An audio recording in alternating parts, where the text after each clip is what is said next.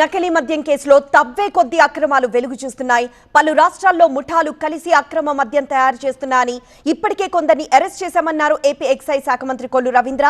ఈ కేసులో అప్డేట్స్ ను మీడియాకు వివరిస్తున్నారు మంత్రి. లైవ్ ద్వారా చూద్దాం. ఇవాళ చూసాం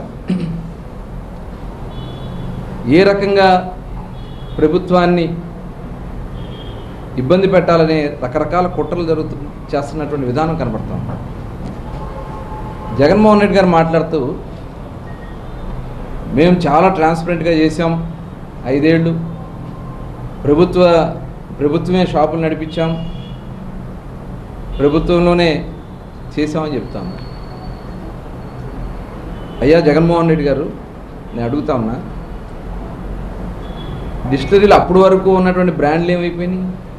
మల్టీనేషనల్ కంపెనీ బ్రాండ్లు, అప్పటి వరకు ఉన్నటువంటి బ్రాండ్లు 2019 వరకు నడిచినటువంటి బ్రాండ్లు మాయమైపోయినాయి. ఎందుకు వెళ్ళిపోయినాయి? పనికిరాని బ్రాండ్లు పుట్టుకొచ్చినాయి. ఎక్కడి నుంచి పుట్టుకొచ్చినాయి? 5 సంవత్సరాల ఆ బ్రాండ్లు ఎందుకున్నాయి? అంతకుముందు వాళ్ళ ట్రాక్ రికార్డు ఉందా?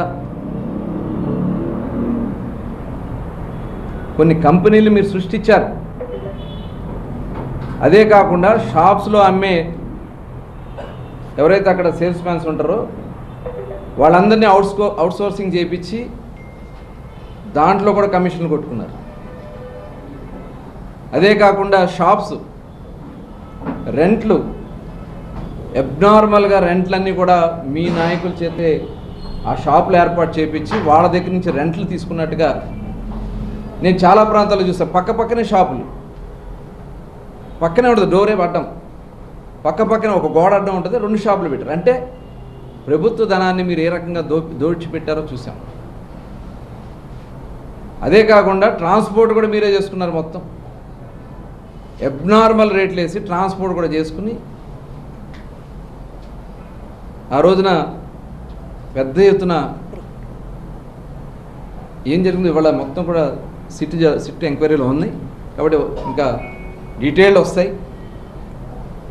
ఇవాళ దీంట్లో అరెస్ట్ అయిన నాయకులు మాట్లాడుతున్నారు. ఇంకా సిగ్గుచేటు, ఎందుకంటే ఏం మాట్లాడాలి?